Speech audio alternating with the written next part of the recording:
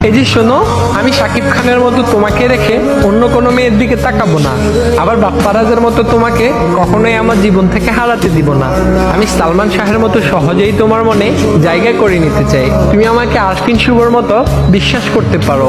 আমি জুবানের মতো তোমাকে কখনো মন খারাপ হতে দিব না। মোশাররফ করিমের মতো সবসময় তোমাকে হাসি খুশি রাখবো।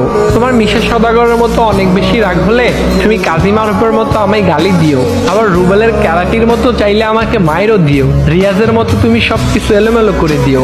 আমি জাম্বুর মতো প্রতিশোধ না নিয়ে চঞ্চল চৌধুরীর মতো সবকিছু গুছিয়ে নিব। তবে তোমাকে নিয়ে কেউ বাজে কথা বললে আমি তাহসানের মতো চুপচাপ বসে থাকবো না, বরং মান্নার মতো মাথা গরম করে সাথে সাথেই তার প্রতিশোধ নিয়ে নিব।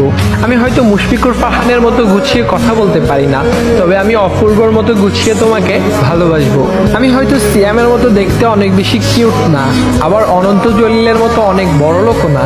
আমি হয়তো দেখতে ডিপজলের মতোই কালো, আবার জসিম খানের মতোই গরিব, তবে আমি আফরান নিশোর মতো আমার সর্বোচ্চ দিয়ে তোমাকে ভালোবাসবো। আমি নায়করাজ রাজ্জাকের মতো জীবনের শেষ দিন পর্যন্ত শুধু এবং শুধুই তোমাকেই ভালোবেসে যাব।